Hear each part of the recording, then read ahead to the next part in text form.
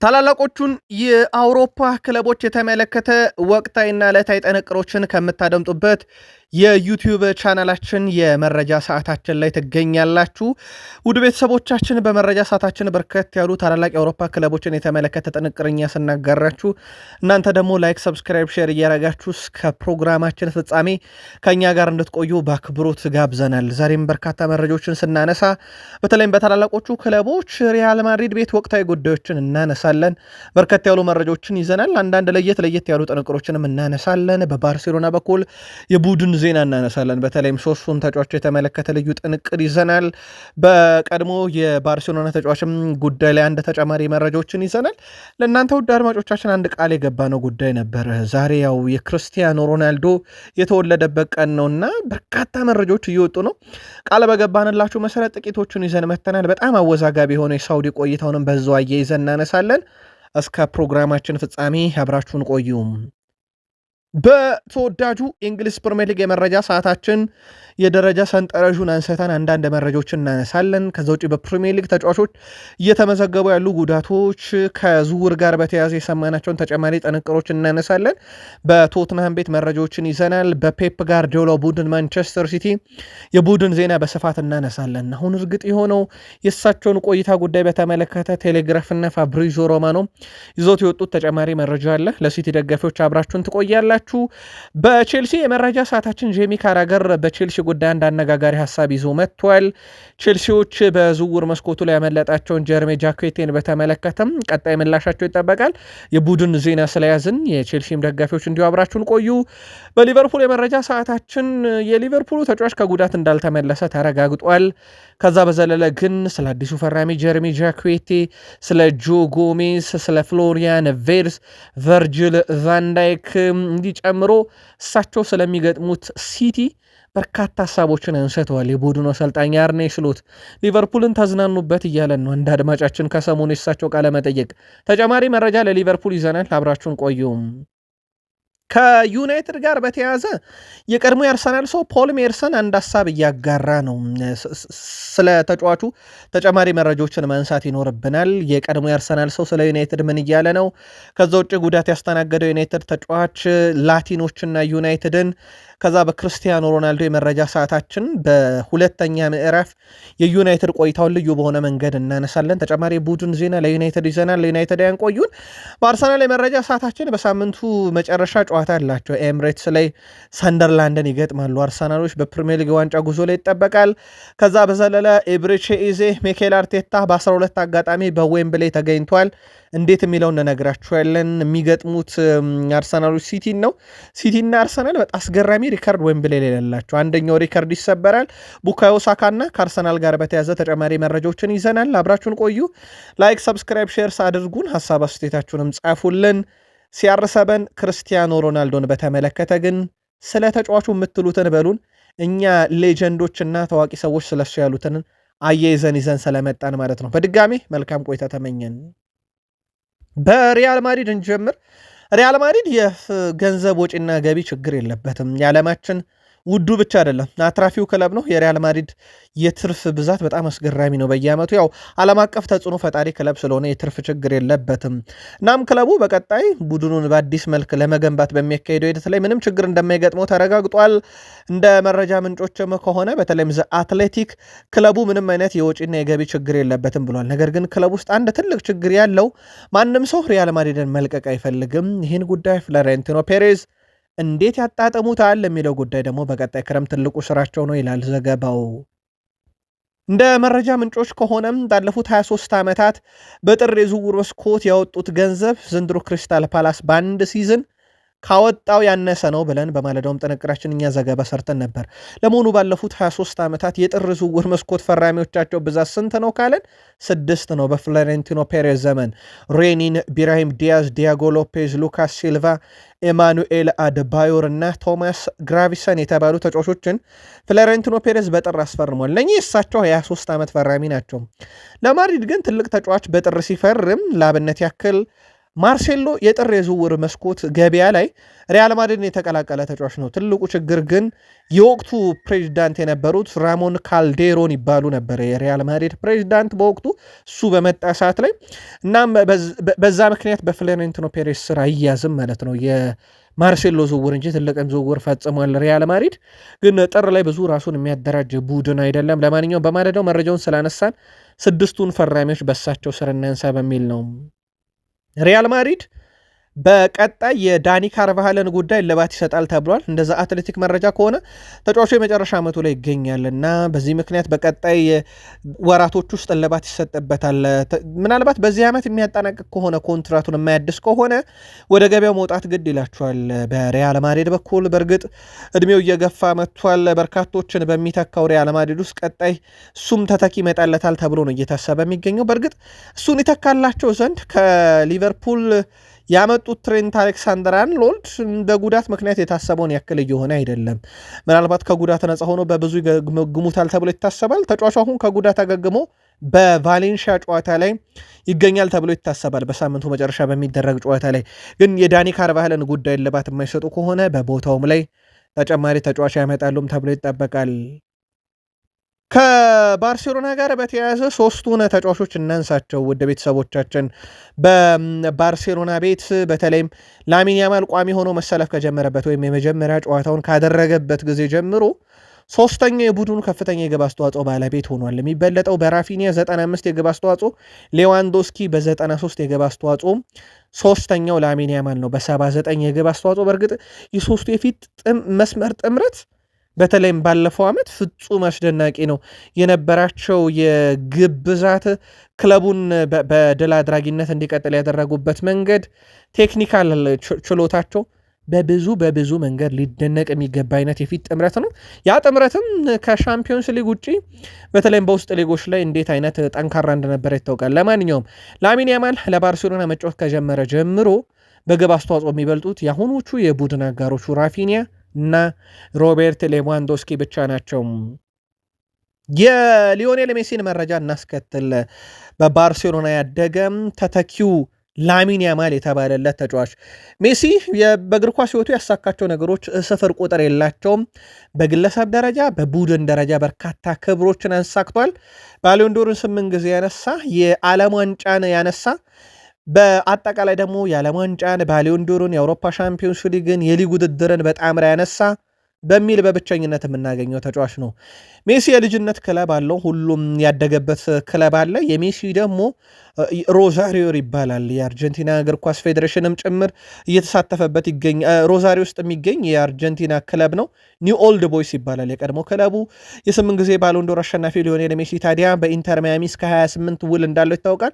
ተጫዋቹ ወደ ባርሴሎና አካዳሚ ከማምራት አስቀድሞ 1995 እስከ 2000 ድረስ ለኒው ኦልድ ቦይስ እንደተጫወተ ይታወቃል።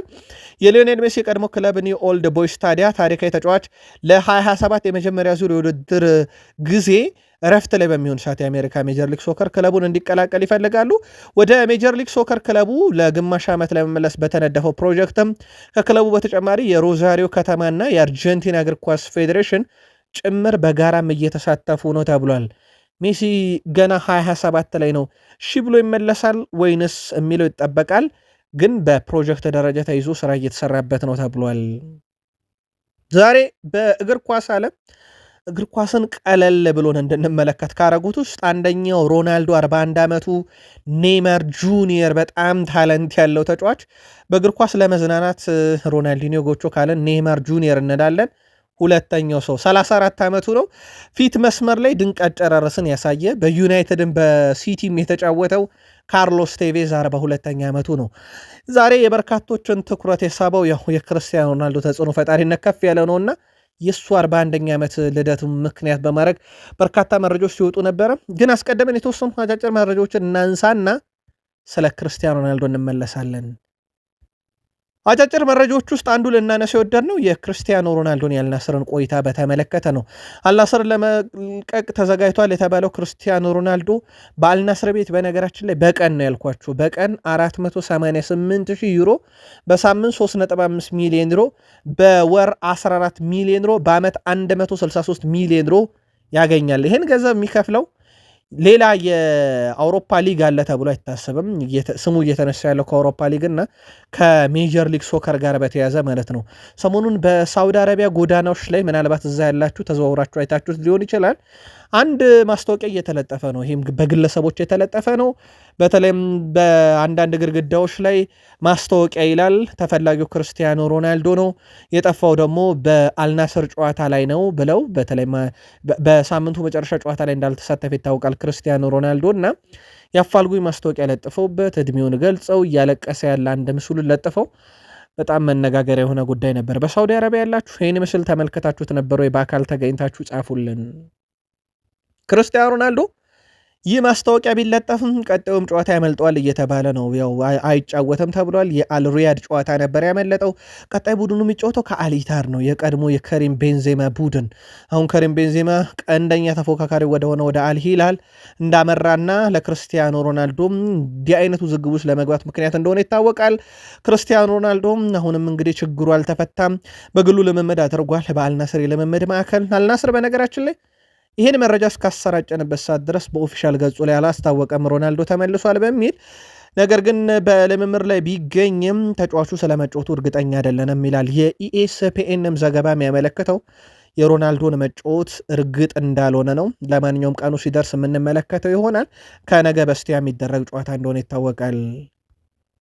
ክርስቲያኖ ሮናልዶ እነሆ በእግር ኳስ ዓለም ውስጥ ካየናቸው ክስተቶች ውስጥ ይጠቀሳል። በርካቶች ስለሱ ብዙ ነገር ብለዋል።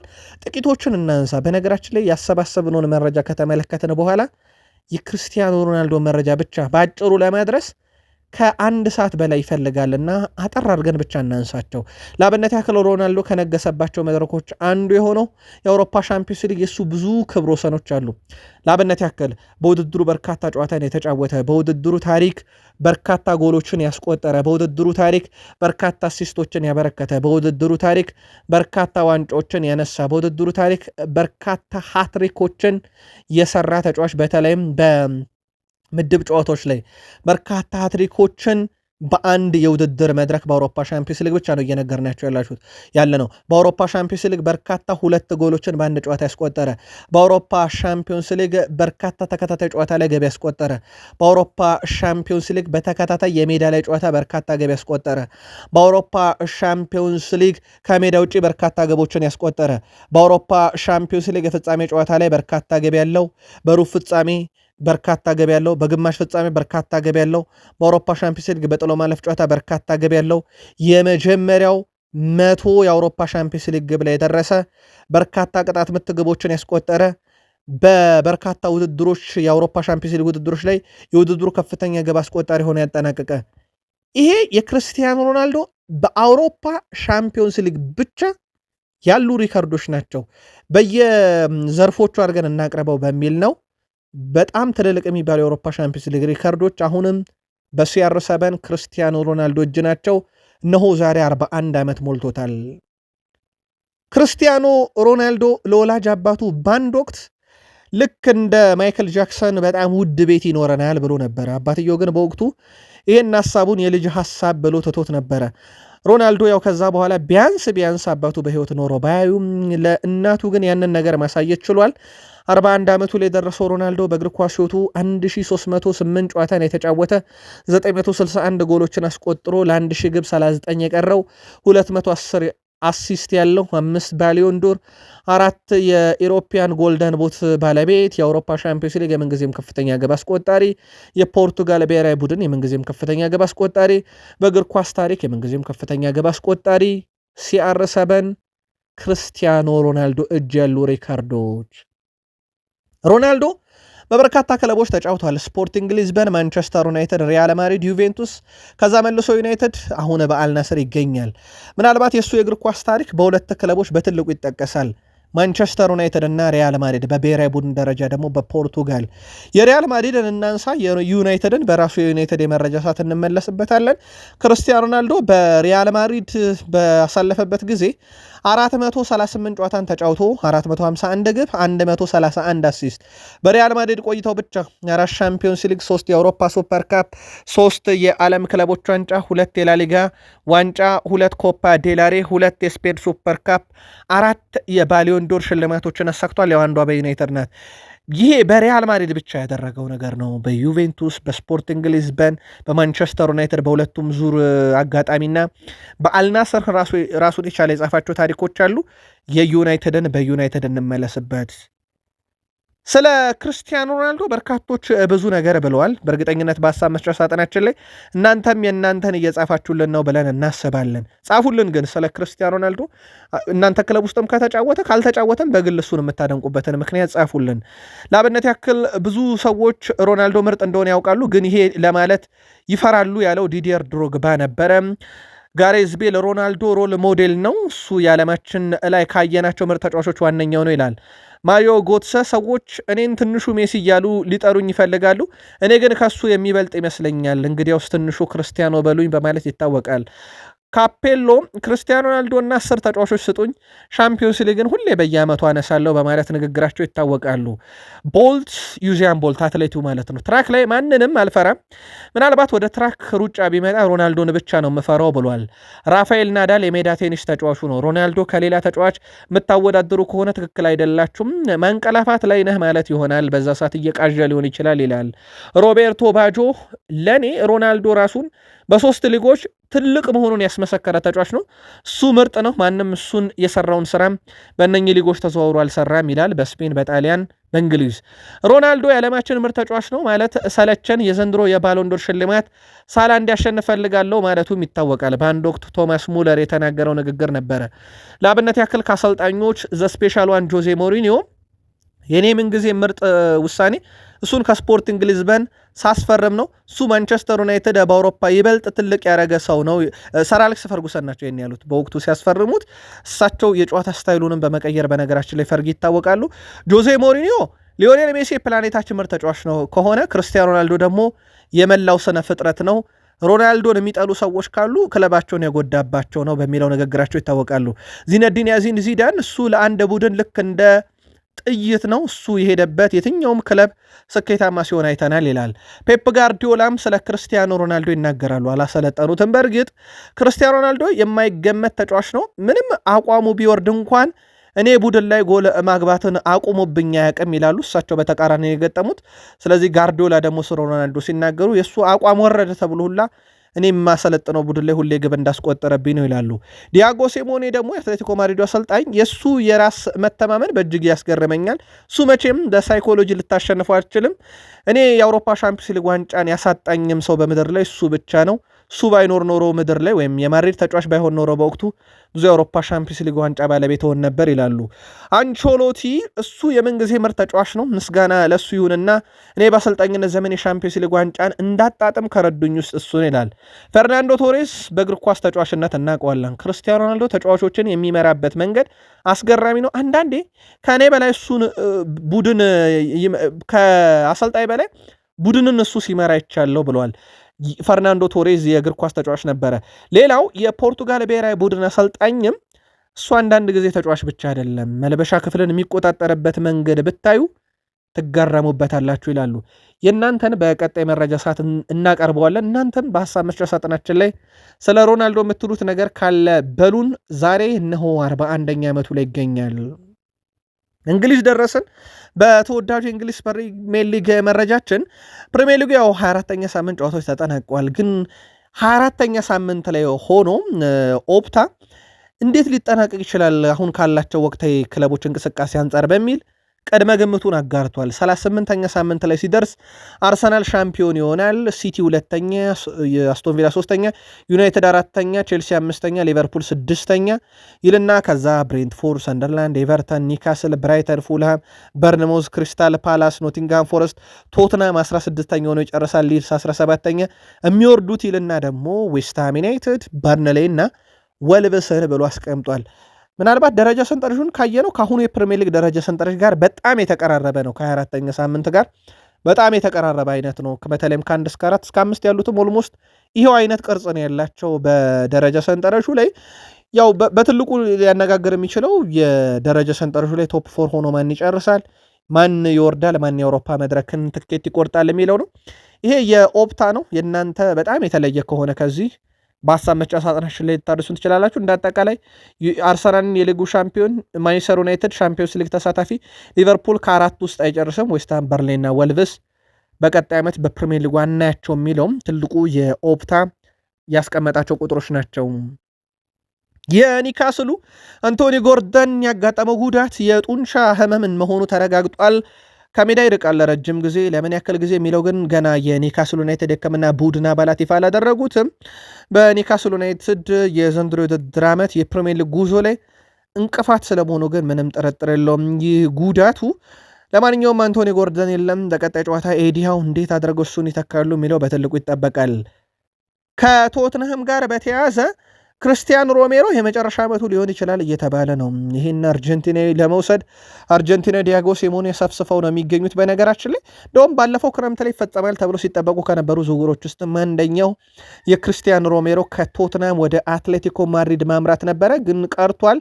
ተጫዋቹ በቶትናም ሆትስፐርስ ደስተኛ አይደለም ተብሏል። በተለይም ተጫዋቹ በቶትናም ሆትስፐርስ ላይ ብዙም ተስፋ እያደረገ አይደለም፣ በክለቡ አስተዳደር በክለቡ ውጤትም ደስተኛ አይደለም ብሎ ለኦፕታ እንኳን እንዳልኳችሁ ቶትናም ዘንድሮ 16ኛ ሆኖ ይጨርሳል። ካምናውም በጣም ደካማ ሲዝን እያሳለፈ ሊሆን ይችላል እያለ ነው ኦፕታ በቅድመ ግምቱ። አምና እንዴት አይነት ደካማ ሲዝን እንዳሳለፈ ይታወቃል። ከሲቲ ጋር በተያያዘ ለካራባኦ ካፕ ፍጻሜ ደርሷል። አንቶኒ ሲሜኔ በጣም እድለኛው ተጫዋች ነው። በነገራችን ላይ ከበርንማውዝ ጋር ገና በጊዜ ነው ከካራባኦ ካፕ የተሰናበተው። ሲቲዎች ተጫዋቹን በጊዜ አስፈርመው ከግማሽ ፍጻሜ ጨዋታ በፊት ስሙን አስመዝግበው ስለነበረ እየተጫወተ ይገኛል በሲቲ በካራባኦ ካፕ። ያው ለፍጻሜ ደርሷል። ስለዚህ በጊዜ ከበርንማውዝ ጋር ተሰናብቶ ብስጭት ካለበት ውድድር አሁን በአቋራጭ በሲቲ በኩል ዌምብሌ ደርሷል። ዋንጫውን ያሳካዋል ላያሳካው የሚለው ነገር ሌላ ጉዳይ ነው። የሚገጥሙት አርሰናልን ነው። ከአርሰናል እና ከዚህ የዌምብሌ ጨዋታ ጋር ከሲቲ ጋር ጨዋታ ጋር በተያዘ ግን በጣም ለየት ያሉ መረጃዎችን በአርሰናል የመረጃ ሰዓት ይዘናል። አንቶኒ ሲሜኔ ግን የናፈቃትን መድረክ አግኝቷታል። ከዛ ውጭ ግን ማርክ ጉዌ ግን አይጫወትም። ውድ ቤተሰቦቻችን እንዳልኳችሁ ፔፕ ጋርዲዮላ ሕግ አስቀይረው ያጫውቱታል ወይ የሚል አንድ ጥያቄም ሲመጣለን ነበረ። ኤፌው ለሲቲ ብሎ ሕጉን ይቀይራል ተብሎ አይታሰብም። ከግማሽ ፍጻሜ ጨዋታ በፊት ሲቲዎች ተጫዋቹ እንዳላስመዘገቡት ይታወቃል። የፔፕ ጋርዲዮላን ቆይታ በተመለከተ ዘቴሌግራፍ ፋብሪዚዮ ሮማኖ በአመቱ መጨረሻ መልቀቁ አይቀርም የሚል መረጃን በእርግጠኝነት ነው ይዘው እየወጡ ያሉት። እግር ኳስ አይደለም በ3-4 ወር ውስጥ በ90 ደቂቃው ዳኛው ፊሽካ እስካልነፉ አይታወቅም። የዚህ ሳምንት የቼልሲን ካምባክ ካያችሁት እግር ኳስ እንደዚህ አይነት ነገሮች እናይበታለን። ዩናይትድ በ3 ደቂቃ ውስጥ ያውም ከ90 ደቂቃ በኋላ ውጤት የቀለበሰበትን መንገድ ካየን እግር ኳስ አንዳንድ ጊዜ ለማመን የሚቸግሩ ነገሮች ይከሰቱበታል። የጋርዲዮላ ቆይታ የ2 ዓመት ኮንትራት የተረጋገጠላቸው ግን ያ ከጫና ለመጠበቅ ነው እሳቸውን ተብሏልና ቴሌግራፍ 100% እርግጠኛ ሆኖ ነው መረጃውን ይዞት የወጣው። ፋብሪዚዮ ሮማኖ የቴሌግራፍን መረጃ ዋቢ ያደርጉ የጋርዲዮላ ዓመት መጨረሻው 100% ነው እያሉ ነው። እናም እንደውም ፋብሪዚዮ ሮማኖ፣ ዣቪ አሎንሶ፣ ሴስክ ፋብሬጋስ፣ ኤንዞ ማሬስካ በዝርዝር ውስጥ አሉና ከሶስቱ አንዱ መንበረ ስልጣኑ መቆጣጠራቸው አይቀርም እያለ ነው። ግን እውነት ሆኖ ጋርዲዮላ ይለቃሉ ቢባል እነኚህ 3 ሰዎች እውነት የእሳቸውን አብዮት ማስቀጠል የሚችሉ ሰዎች ናቸው ወይ? ከሆኑስ የትኛው አሰልጣኝ ጻፉልን ሲቲውያን። ጄሚ ካራገር በርካቶች ቼልሲ በየዓመቱ የሚያወጣው ገንዘብ ላይ ቅሬታ ያቀርባሉ። አስተውላችሁ ከሆነ ግን ቼልሲ በርካታ ገንዘብ የሚያወጣው አማካኝ ክፍሉ ላይ እሱንም ለሁለት ተጫዋች እሱንም ለኤንዞ እና ለካይሴዶ ነው በርካታ ገንዘብ የከፈለው። ግን አማካኝ ክፍሉ ላይ ይሄ ሁላ ገንዘብ ከወጣ በኋላ ቼልሲ ያለበት ደረጃ ተገቢ ነው በሚለው ጉዳይ ላይ ግን እኔ አልስማማም። በጣም ከዚህ የተሻለ ደረጃ ይጠበቅባቸው ነበር በሚል ትችት አቀርቧል። ያው ጄሚ ካራገር ብዙ ይተቻል በሚል ቅሬታ እንደሚቀርብበት ይታወቃል። የጄሚ ካራገርን ትችት ምናልባት ሁሉም ክለቦች በተመሳይ አንግል ያዩታል ተብሎ አይታሰብም።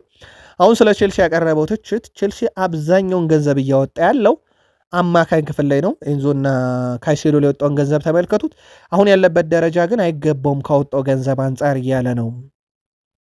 ከቼልሲ ዝውውሮች ውስጥ አንደኛው ስንጠብቀው የነበረው የጀረሜ ጃኬቴ ዝውውር ነው። በጣም ያልተጠበቀ ዝውውር፣ ሊቨርፑልን ተቀላቀለ። ምክንያቱም ቼልሲ ያሳምኖት ስለነበረ ነው። ይህን ተጫዋች ካጡ በኋላ ቼልሲ ቤት አንዳንድ ለውጦች ተደርገዋል። ለአብነት ያክል ማማዱ ሳር ወደ ቡድኑ ከስትራስቡርግ እንዲመጣ ተደረገ። ስለዚህ ጆሹዋ ቺፖንግ ክለቡን በቀጣይ ክረምት ላይ የሚለቀው ሌላ ተከላካይ ከገዙ ብቻ ነው። ጀረሚ ጃኩዌቴ ቢመጣ ኖሮ ያቺፖንግ ክለቡን የመልቀቅ ነገር እውን ይሆን ነበር ተብሏል። ስለዚህ ክለቡን በቀጣይ ክረምት ላይ አይለቅም። ጆሻ ቺፖንግ በቼልሲ ይቆያል ተብሏል። ማማዱ ሳርም በዛው ይቆያል። ግን ክረምት ላይ የሚያደርጓቸው ዝውውሮችም ወሳኝነት ይኖራቸዋል ተብሎ ይጠበቃል። የቼልሲ ዝውውር መስኮት ይሄ ጥርም ይምጣ ክረምትም ይምጣ በጣም ወሳኝ የተባሉ ተጫዋቾችን ግን ሲያስፈርሙ አሁንም እያየን ነው። በቼልሲ በኩል በዘንድሮ ውድድር ዓመት የቡድኑ ቁልፍ ተጫዋቾች ምንም ጥርጥር አንዱ ኤንዞ ፈርናንዴዝ ነው። በርካታውንም ደቂቃ የተጫወተው በነገራችን ላይ እሱ ነው። ወደ 2866 ደቂቃን ተጫውቶ የቡድኑ በርካታ ጨዋታን ያደረገ ተጫዋች ነው። ከዛ ሮቤርት ሳንቼዝ ግብ ጠባቂው ወደ 2750 ደቂቃዎችን ተጫውቷል። ተከላካዩ ትሮቫ ቻሎቫ ወደ 2679 ደቂቃ፣ ሞይሰስ ካይሴዶ ወደ 2542 ደቂቃ በቅጣት ያመለጡት ጨዋታዎች ነበሩ። ማርክ ኩኮሪያ ወደ 2535 ደቂቃዎችን ተጫውቷል። እንደ አጠቃላይ ካየን ኤንዞ ፈርናንዴስ፣ ሮቤርት ሳንቼስ፣ ትሮቫ ቻሎቫ፣ ሞይሰስ ካይሴዶ እና ማርክ ኩኮሪያ እነኚህ 5 ተጫዋቾች በቼልሲ አይነኬ አይተኬ ቁልፍ መሆናቸውን ማሳያ ነው። አንዳንዴ ተጫዋቾች የሚጫወቱበት ደቂቃ በበዛ ቁጥር የቡድን ምን ያህል ቁልፍ እንደሆኑ ማሳያ ነው። ምናልባት እዚህ ውስጥ ያልተጠቀሰ በደቂቃ ደረጃ ብዙ ስላልተጫወተ ላይጠቀስ ይችላልና ብዙ ደቂቃ ያልተጫወተ ግን ሌላ ቁልፍ ተጫዋች ካለ በሀሳብ መስጫ ሳጥናችን ላይ ቼልሲ ያናገሩን። የሊቨርፑል ተጫዋች ጀረሚ ፍሪምፖንግ ከማንቸስተር ሲቲ ጨዋታ ውጭ መሆኑን አሰልጣኝ አርኔ ስሎት አረጋግጧል። ይሄ ለሊቨርፑል ጥሩ የሚባለው ዜና አይደለም፣ ምንም ጥያቄ የለውም። በዛ ቦታ ላይ ልምድ ያለው ተጫዋቻቸው ነበረ። የሊቨርፑል ተጫዋች ጀረሚ ፍሪምፖንግ ከሲቲ ጨዋታ ውጭ ሆኗል። በሌላ በኩል ጆ ጎሜዝ ቅዳሜ ወደ ልምምድ ይመለሳል ተብሎ እንደሚጠበቅ አሰልጣኙ ተናግረዋል። ጆ ጎሜዝ በማንቸስተር ሲቲ ጨዋታ ላይ ሊሳተፍ እንደሚችል ነው የተናገሩት። ሊቨርፑል እሁድ አንፊልድ ስቴዲየም ላይ ከማንቸስተር ሲቲ ጋር ተጠባቂ የፕሪሚየር ሊግ ጨዋታ አለባቸው። ይህ ጨዋታ ለሊቨርፑልና ለአርሰናል የ3 ነጥብ ፍልሚያ ሲሆን ለሊቨርፑልና ለማንቸስተር ሲቲ የ3 ነጥብ ፍልሚያ ሲሆን ለአርሰናል ከጨዋታ ትርፍ የሚጠበቅበት ነው። ትልቅ ጨዋታ ነው፣ ምንም ጥያቄ የለውም። ሁለቱ ክለቦች በየትኛውም አውድ ቢገኙ ትልቅ ጨዋታ ነው። በተለይም ከክሎፕና ከፔፕ ጋርዲዮላ አንድ ላይ ሆነው በፕሪሚየር ሊግ ሁለቱን ክለቦች ሲያሰለጥኑ ጀምሮ የነበረው ትንቅንቅ ፕሪሚየር ሊጉ ላይ በጣም ትልቅ የሚባል ነገር እንዲፈጠርም ወይም ፕሪሚየር ሊጉ ላይ ተወዳጅነትን ከጨመሩ ጨዋታዎች ውስጥም አንደኛው ነው። አርኔ ስሎት ስለ አዲሱ ፈራሚያቸው ጀረሚ ጃኩዌቴ ይናገራሉ። በጣም ደስ የሚል ነው፣ ምክንያቱም እሱ በጣም ትልቅ ተሰጥኦ ያለው ተጫዋች ነው እና ምናልባትም ከችሎታው በላይ ነው። በሱ ላይ ፍላጎት ያደረብን እኛ ብቻ አልነበርንም። ተጫዋቹ ላስፈረሙት ሰዎች ትልቅ ምስጋና ማቅረብ አለብኝ ቦርድ ውስጥ ብለዋል። ምክንያቱም ከበርካታ ክለብ ተፋልመና የመጣ ነው ብለዋል። በዚህ ክለብ የምንጠቀምበት የዝውውር ሞዴልም ለአብነት ያክል ወጣት በሙያቸው መጀመሪያ ላይ ተሰጥኦ ያላቸውና ለአጭር ሳይሆን ለረጅም ጊዜ ቡድኑን ሊረዱ ሊያሻሽሉ የሚችሉ ተጫዋቾችን እናመጣለን። ጀረሚ ጃኩዌቴ አንደኛው ቡድኑን ለረጅም ጊዜ የሚያገለግል ተጫዋች ስለሆነ ነው ወደ ቡድኑ ያመጣ ነውና ትልቁ ዝውውር ነው ብለዋል። እሳቸው ቀጣይ ክረምት ላይ ከቡድኑ ጋር እንመለከተዋለን።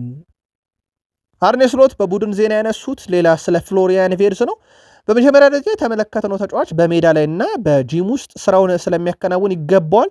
አንድ ሰው መጀመሪያ ላይ በአካል ሁኔታ እየተቸገረ ከሆነ እንዲሻሻል እሱን መጠበቅ አለብን እና እሱ ለዚህ ምሳሌ ነበረ። ሁልጊዜ ልዩ ነው። ከቡድን አጋሮቹ ጋር ጥሩ ግንኙነት አለው። ከኳስ ውጭ ትልቁ መሻሻል እሱ ላይ አይቼበታለሁ። እንደውም ከኳስ ይልቅ ከኳስ ውጭ ያለው መሻሻሉ ትልቅ ነው ያለው ፕሪሚየር ሊግ ላይ ነው። ይሄ ደግሞ የተለየ ዝግጅት ያስፈልገዋል። ፕሪሚየር ሊግ ከኳስ ጋርም ሆነ ከኳስ ውጭ ምርጥ መሆን ያለበት። ፍሎሪያን ቪርትዝ አሁን ከኳስ ጋር ብቻ ሳይሆን ከኳስም ውጭ ምርጥ ነው ሲሉ ተደምጠዋል። እሳቸውም ሌላ ያነሱት ነገር የቡድኑን ካፒቴን ቨርጅል ቫን ዳይክን በተመለከተ ነው። ክለቡን እንግዲህ ሲለቅ ምን አይነት እቅድ ተዘጋጅቷል ሲባል እኛ ሞኞች አይደለንም። በሚቀጥሉት ዓመታት ውስጥ ቨርጅል ከሌለ በቡድን ውስጥ ምን ሊኖርና ምን ሊከሰት እንደሚችል እናውቃለን። ስለዚህ ቨርጅል ቫን ዳይክ 1 ዓመት ተኩል ከኛ ጋር ነው። ስለዚህ በሚቀሩት ጊዜ ቡድኑን እያገለገለ ይቀጥላል። ለብዙ ዓመታትም ጤናማ ሆኖ እንደሚቀጥል ተስፋ አደርጋለሁ። እኛ ሀገር ሞኞች አይደለንም። እሱ እጃችን ላይ ያለ እንጠቀምበታለን። ከክለቡ በሚወጣ ሰዓት ግን እሱን በሚመጠን መልኩ እንተካዋለን ብለዋል። ሌላ ያነሱት ጉዳይ ስለ ተጋጣሚያቸው ነው። ባለፈው ሳምንት ኒካስል ነበር ተጋጣሚያቸው፣ አሁን ሲቲ ነው። ከኒካስል ጋር በተያዘ የተሻለ ተጫውተናል ብዬ አስባለሁ፣ ግን አጨራረሳችንም ጥሩ ነበር። የመጀመሪያዎቹ 30 ደቂቃ ላይ እኛ የምንፈልገውን ያህል አልነበርንም ብለዋል። ከዛ በኋላ ግን ጥሩ ሆነናል። የመጀመሪያዎቹ 30 ደቂቃ የነበሩብን ድክመት አሻሽለን ውጤት ቀልብሰናል ብለዋል። ከዚህ ጋር በተያዘ ስለ ሲቲ ሲጠየቁ ደግሞ እሳቸው ከሲቲ ጋር የነበረውን ጨዋታም በማስታወስ የጀመረውን ጨዋታ ቡድናቸው በመጀመሪያ አጋማሽ ብልጫ ወስዶ እንደነበረ ጠቁሞ የአሁኑ ጨዋታ ቡድናቸው ያለበትን እድገት ደረጃ ለመገምገም ጠቃሚ እንደሆነ አንስተዋል። ስሎት የውጤቱን አስፈላጊነት በሚገባ እንረዳለን። አሁን የውድድር ዓመት ወደ ማጠናቀቂያ ምዕራፍ ላይ መሆኑን ተከትሎ እያንዳንዱን ጨዋታ ጠንካራ ነው የሚሆነው። ስለዚህ በትኩረት እንጫወታለን። ማንቸስተር ሲቲ አሁንም ጠንካራ ተፎካካሪ መሆኑን የገለጡት እሳቸውም ሲቲ በቅርቡ ኒውካስልን ሲያሸንፍ በቋሚ ተሰላፊ ሳይሆን በተቀያሪ ተጫዋች ቡድኑ ምን ያህል ጠንካራ እንደሆነ አይቻለውና የተዘጋጁት ለእኛ ነው፣ እኛም ለእነሱ እንዘጋጃለን። ጠንካራ አቋም መገምገሚያ ይሆነናል፣ ወይም ያለንበትን ደረጃ መገምገሚያ ይሆነናል ብለዋል። ስሎት ሌላ ያነሱት ስለ መከላከል ነው። የተለየ አስተያየት አለን። የማንሲቲና የኒውካስል ጨዋታ ለእኛ የተለያየ አፕሮች ናቸው። ስለዚህ መከላከል ላይ እንዴት መከላከል እንዳለብን በደንብ እንመለከተዋለን ብለዋል። በተለይም ኳስን መቆጣጠር በጣም አስፈላጊ መሆኑን ተናግረዋል።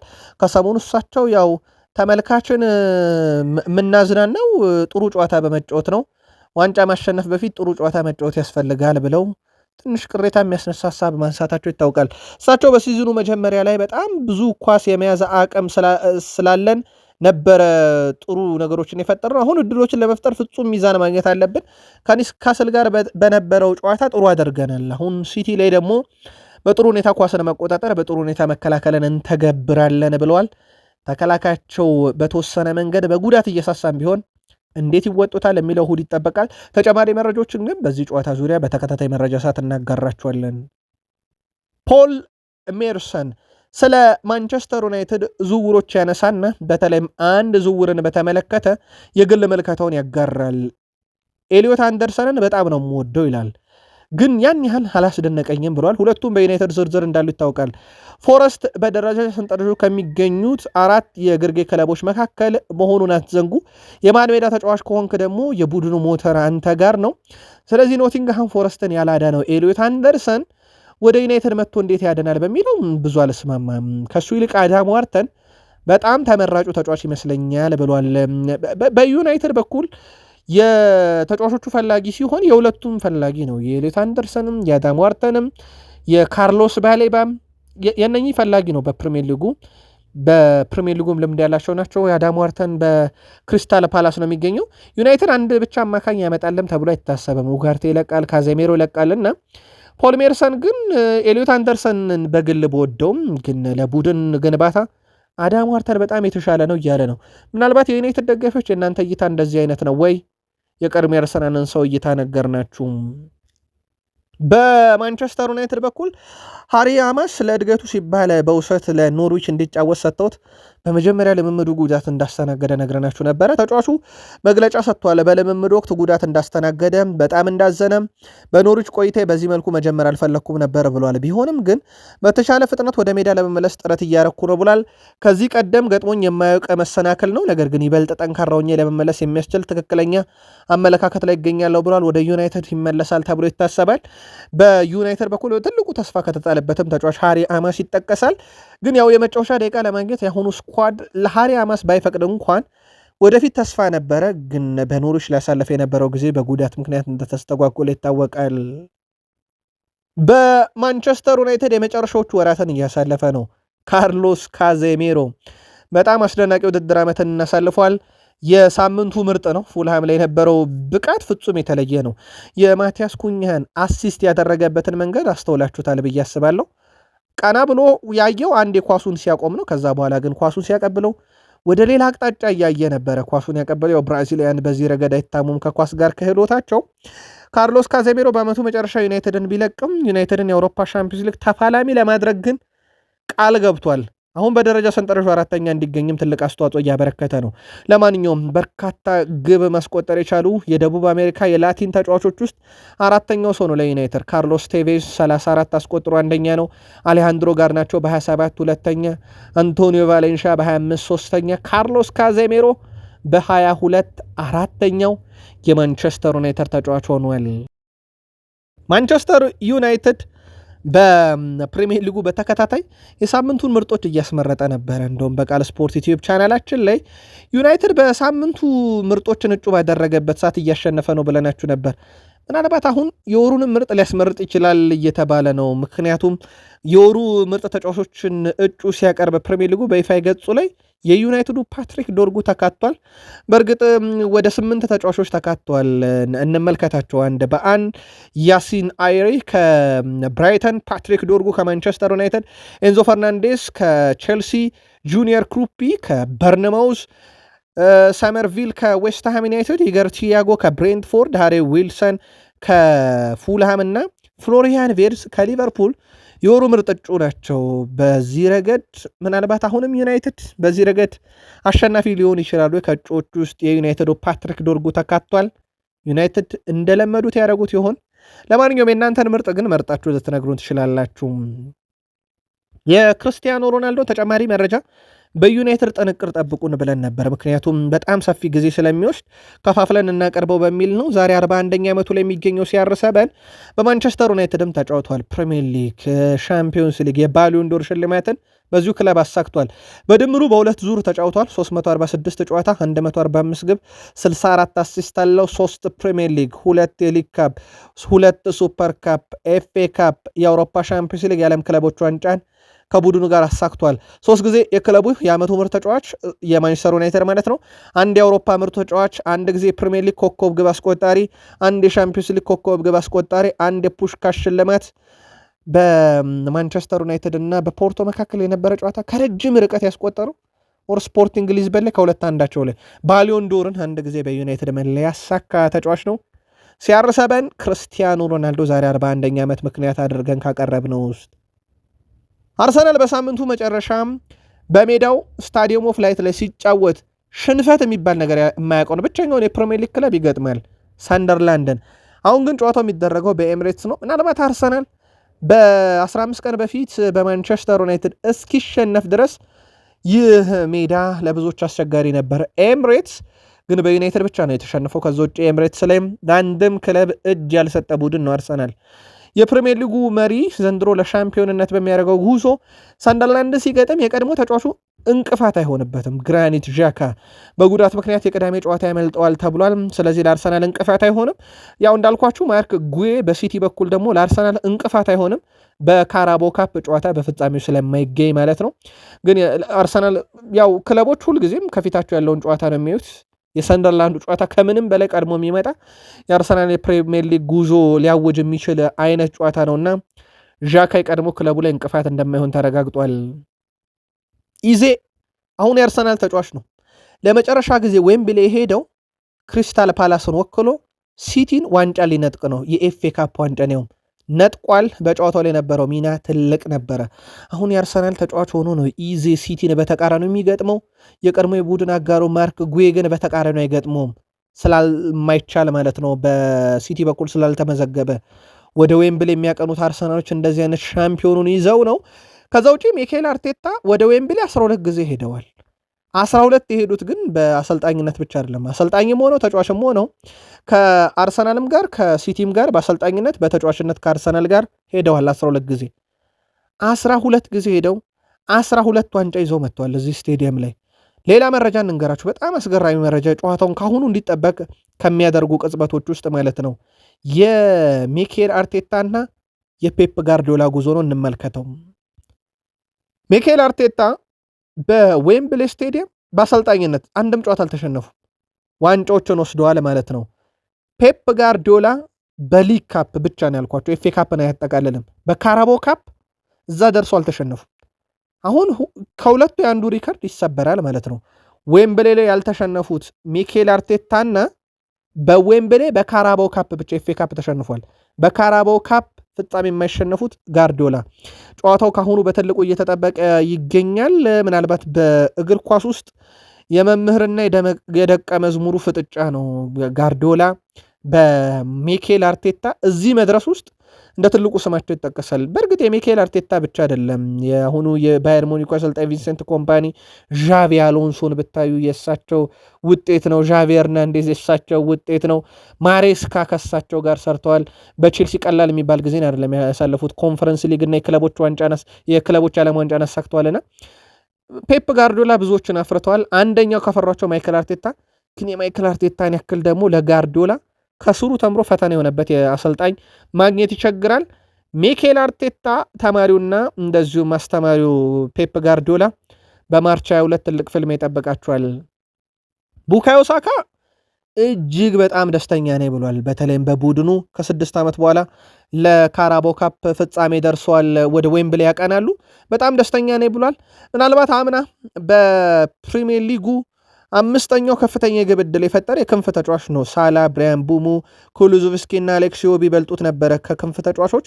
አምና ያው እንደሚታወቀው ለ3 ወራት ከሜዳ የራቀ ነበር። ከዛ በፊት ግን 2021/22 አንደኛ፣ 2022/23 አንደኛ፣ 2023/24 ከክንፍ አጥቂዎች በርካታ የግብ ዕድል በመፍጠር አንደኛ ነበረ። አምና ነው ቁጥሩ የቀነሰው። በእርግጥ ዘንድሮም ቁጥሩ ቀንሷል። የተወሰኑ ጉዳቶች ነበሩበት። ከዛ ዘንድሮ ደግሞ ያው ማዱኬ መቶም የመጫወቻ ደቂቃው በተወሰነ ቁጥር ቀንሷል። ሳካ በፍጻሜ ጨዋታ ግን መገኘት በጣም አስደሳች ነው ብሏል። እስከዛ ሙሉ ለሙሉ ከጉዳት አገግሞ ይገኛል ተብሏል። አርሰናል የቦሩሲያ ዶርትመንዱን ተከላካይ ዳንኤል ሴቨንሰንን ከሚመለከቱና ከሚከታተሉ ክለቦች አንዱ መሆኑን የጀርመኑ ተነባቢ ጋዜጣ ቢልድ አስነብቧል። ቦሩሲያ ዶርትመንድ ቀጣይ ክረምት ላይ ለፈላጊዎቹ እስከ 30 ሚሊዮን ዩሮ ከፍሎ ተጫዋቹን ሊለቅ ይችላል እየተባለ ነው። አንደኛው ፈላጊ ታዲያ አርሰናል ነው ተብሏል። አርሰናል በአንድሪያ ቤርታ እየተመራ እጅግ የበረታ ቡድን ሆኗል። በዝውውር መስኮቱ ላይ የአምና የክረምት ዝውውር መስኮቱ ቀላል የሚባል ስራ አይደለም። ምናልባት ዘንድሮ አርሰናል ዋንጫ ከበላ ያው ክሬዲቱን ማይክል አርቴታ ሊሰጠው ይችላል። ግን ያለምንም ጥርጥር በአንድሪያ ቤርታ የተፈጸሙ ዝውውሮች ምንም ጥያቄ የለውም፣ በጣም ትልቅ ናቸው፣ ቡድኑ ይጠቅሙታል። አንድሪያ ቤርታ አሁንም እዛው ላይ ተጠምደዋል ተብሏል። ቀጣይ ኢላማቸው ደግሞ የቦሩሲያ ዶርትመንዱ ተከላካይ ዳንኤል ሴቨንሰን መሆኑን የጀርመኑ ተነባቢ ጋዜጣ ቢልድ ያስነበበው። እዚህ ጋር እናብቃና በቀጣይ እንገናኝ። ሰናይ ቀን